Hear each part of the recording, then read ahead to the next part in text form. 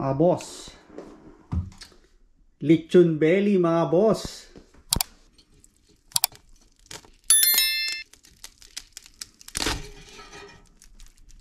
Kita nyo naman mga boss, oh. Panalo mga boss. Juicy juicy.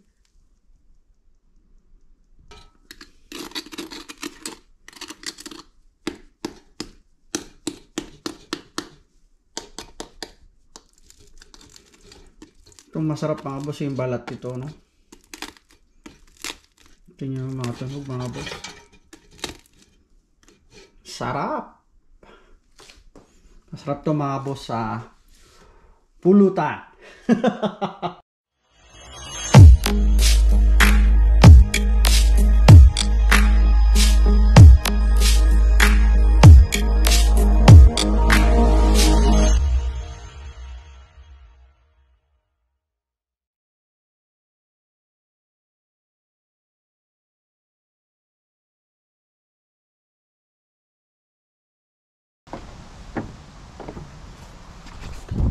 What's up mga boss?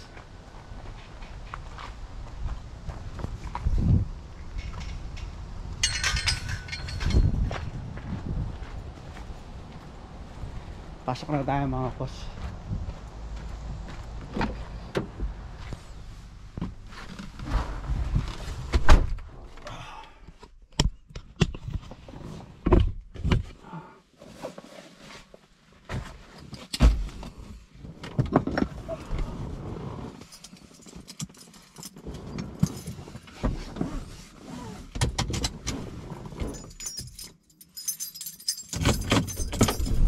Medyo nawawala na yung pamumula mga boss.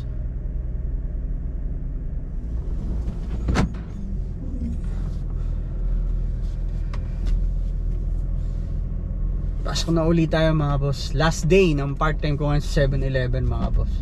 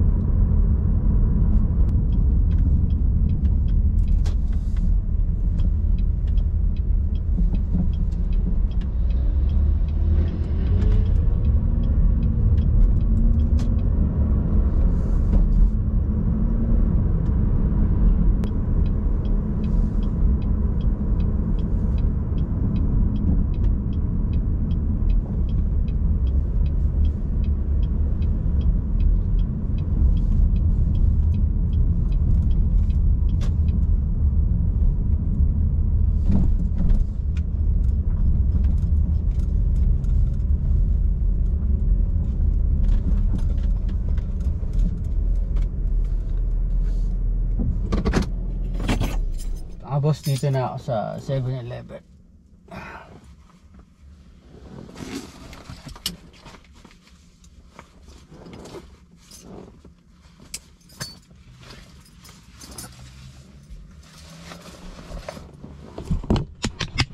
Let's go mga boss.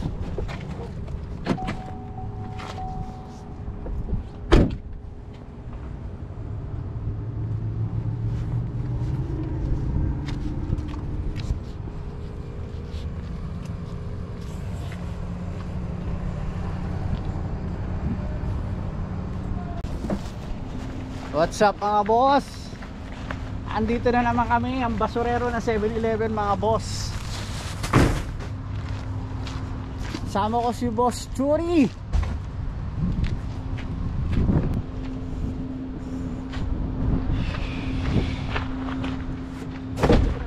Nagbibilang na ba yan? Di pa siya nagbibilang eh, kaya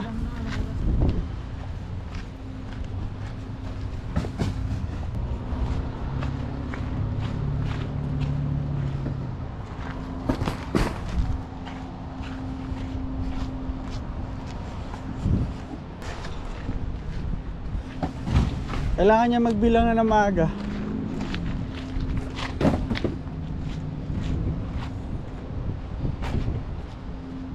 Joy, tulak mo na yung cart.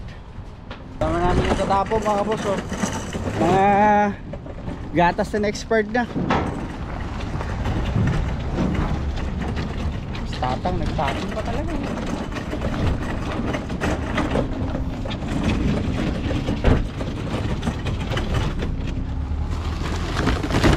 Ang mga boss, oh. Expert na. Kanina tinikman to ni Dusty na ba? Pwede pa naman yan. Yeah, sorry.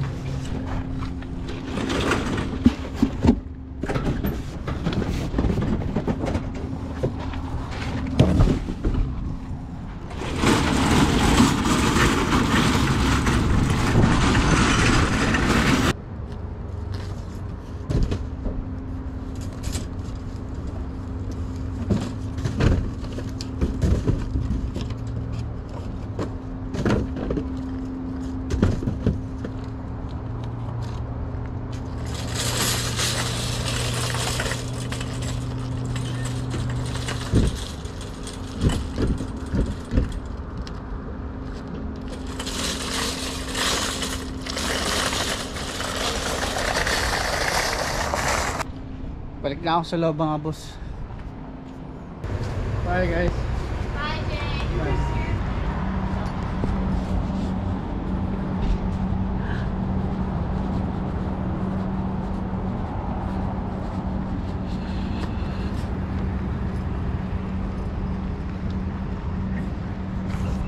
What's up mga boss? Uwi na naman tayo mga boss. Whew.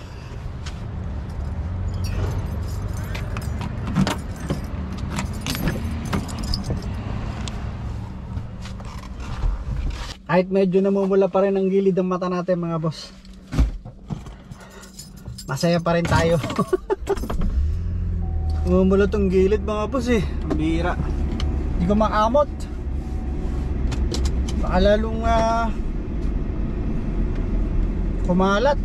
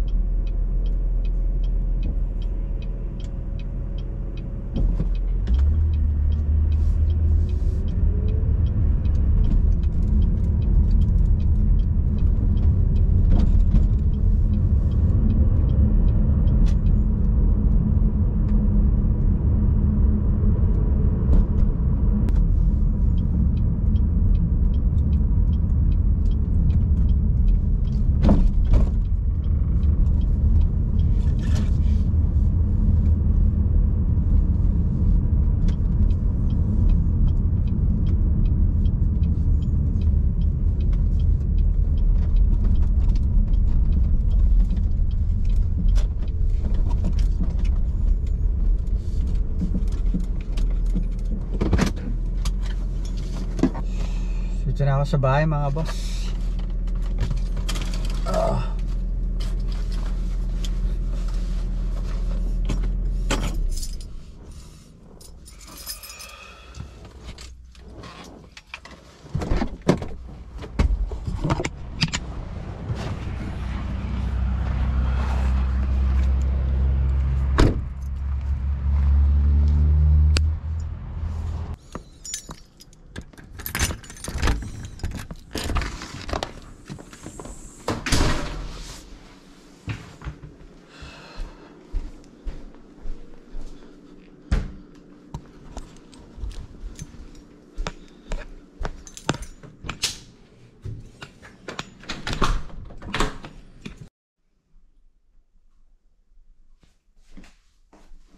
Mga boss, lechon belly mga boss. Iluto ko yung kanina lang mga boss.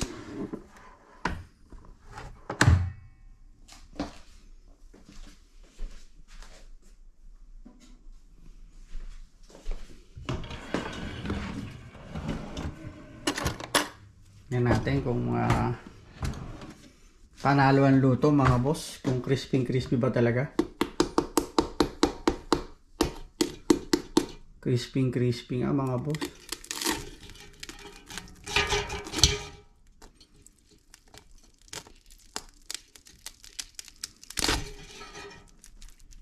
Kita nyo naman mga boss, oh. Panalo mga boss. Juicy.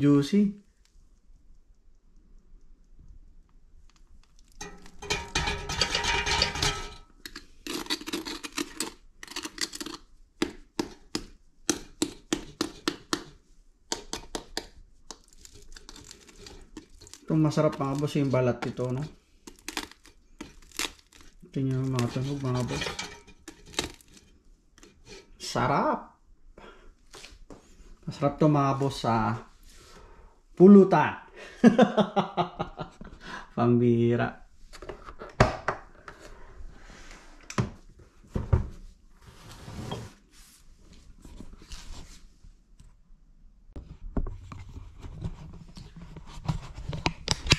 What's up mga boss? Kamusta kayo mga boss? Kung bago ka pa lang sa aking channel mga boss, subscribe mo na yan. At pindutin mo na rin ang notification bell para lagi kang mauna sa tuwing ako may upload na bagong video. At wag mo na rin sanang kalimutan boss na i-share ang ating video para mas marami pa tayong makasama at napasaya dito sa Canada. Kamusta kayo mga boss? Ngayon ay araw ng Biyernes. Day off ako ngayon mga boss. At ngayon lang ako nakapag video kasi chinerge ko pa itong camera ko. So habang naka-charge itong camera ko mga boss, naisipan ko magluto ng lechon belly. Kasi kahapon, nung pauwi ako galing IGA, sabi ko, may dala si misis na lechon belly. Sabi ko, belly. Sabi ko, masarap to lechon natin. Sabi ni misis, sige. Dahil meron kaming air fryer dito. Ito ay galing sa kanyang kapatid. Shout out kay Boss Ryan at kay Madam Lenny. Binigay ito sa amin ni Madam Lenny nung pumunta si Mrs. doon. At binigay niya sa amin to kasi bumili na sila ng bago. So, sayang naman. Kaya, kinuha na ni Mrs. At eto, itong pinakita ko sa inyo kanina. Ayan mga boss. Kita nyo naman yan. Ang sarap mga boss. Pinakuluan ko yan kanina. At itong mata ko, medyo okay na. Nag-alala lang kasi ako kasi, alam nyo na, 3 days na kasi ito. Nung ikatatlong araw hindi ko pinapansin. So, sabi ko baka wala lang to. Pero nakikita na ng mga tao na may dugo dito. Medyo mas marami pa yan dati, pulang-pula eh. Sabi nila may pumutok na ugat, ganyan. Tapos, sabi nung katrabaho kong puti, bloodshot eye, ganyan, meron ako dugo sa mata. Tapos sabi niya magpa-check up ka. Tapos may nagsabi din sa akin na saniyan ng high blood ka, ganyan. So, para mas makampante ako at napanatag ang loob ko, pati si Mrs. kasi nag-aalala kasi nga sabi niya parang nag-spread daw. So, natakot na ako nun. Pero wala naman ako nararamdaman. So, ayun nga. Punta ako ng hospital kahapon. Sabi doon sa akin na chinek yung dugo ko. Buti na lang yung high blood ko ay normal. 122/83. Oh, di ba? Close mga boss. So, nag-worry ako mga boss, syempre. Natakot ako doon kasi may high blood nga ako, di ba? So, yun ang unang pumasok sa isip ko agad. Kaya nag-decision ako na pumunta ng ospital na. Kasi libre naman ang pakonsulta, ang check-up, at mga laboratory. So, yun na nga, pagpasok ko doon. Pero nag-alala din ako pagpunta ko doon kasi wala naman akong appointment mga boss eh. Kasi dito kailangan mong magpabook ng appointment. Wala ako noon eh. So, sabi ko, makapunta na rin. Baka sakali, baka papasukin ako. At thanks God, maluwag. Walang gaanong schedule, wala masyadong mga nag-aabang doon. So, pangalawa ako. At ayun nga, sabi sa akin ng doktor na kinuha na muna pala ako ng high blood pressure, sinignan yung mata ko, ginamitan ako ng lente, tapos pinaganon-ganon ako, pinikot-ikot yung mata ko. So, nung natapos yun, binalikan niya ako ulit. Kagawa ng dinala niya na ako dun sa isang room. At sabi niya sa akin, after niyang i-check yung mata ko, inilawan niya, ganyan. Pagbalik niya yun, na sinabi niya sa akin na normal lang naman daw lahat. So, yun, naging masaya ako noon. Sabi ko, salamat sa Diyos. Sabi ng doktor na nangyayari din daw yun sa ibang tao. Sabi niya, kinusot mo ba yung mata mo? Na-injure ba yung mata mo? Tumama ba sa saan-saan? Or may sumuntok ba? Ganyan. Basta mga ganong senaryo, mga tanong niya. Sabi ko, wala naman sa lahat ng binanggit niya yun. Sabi ko, basta ang naalala ko lang nung nagtapon ako ng basura sa likod ng 7-Eleven, mahangin nun eh. May dumaang truck. At yun, yung hangin, yung alikabok, parang tumama sa mukha ko lahat. Yun lang. Tapos, pagpasok sa loob ng 7-Eleven, wala pa ako nararamdaman eh. Hanggang sa umuwi ako, nanonood ako ng TV, ito yun. Pagtingin ko sa salamin, nakita ko na. Sabi ko, may dugo na. So, hindi ko siya pinansin, hindi ko kinusot, wala akong ginawa. At salamat sa Diyos, naging normal ang lahat. Lagi kong inaalala yung yung high blood ko. Kasi isa yun sa alam ko na pag magkakaroon ako ng nararamdaman sa sarili ko, una ko agad iniisip yung high blood ko. Kasi yun lang ang alam ko na talagang meron ako eh. The rest wala ako kasi nagpapa-blood work ako every year. Lahat. Tine-check sa akin. Normal lahat. Yun.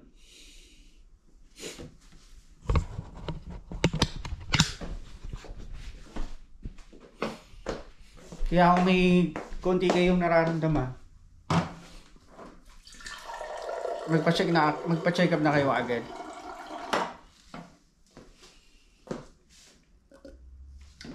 Kahit sa mga center sa atin sa Pilipinas, kasi mahirap eh.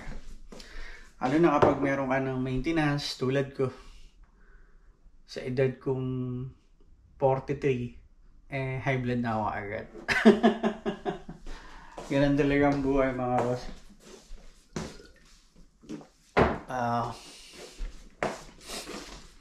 Hindi natin alam kung ano mangyayari sa araw-araw. So, i-enjoy mo lang ang buhay. Maging masaya ka na kung anong buhay mo ngayon. Kasi lalo na sa nangyayari ngayon sa panahon natin, di ba? 2 years ago, nagkaroon ng COVID. Tapos, ito naman ngayon, mga wildfire sa Canada. Tapos, may naganap na mga, ganyan, alam niyo na yung tsunami. Yan, marami mga boss. May mga sakit na kumalat ng ano-ano. So, importante sa lahat, manalig ka lang sa Diyos, mga boss. Lagi ka lang mag-pray. Ito yun, mga boss.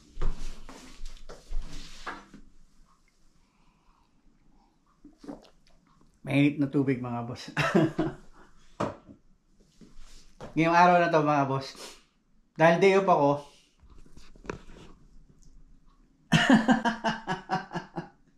magtitiklo muna sa akin ng damit, mga boss.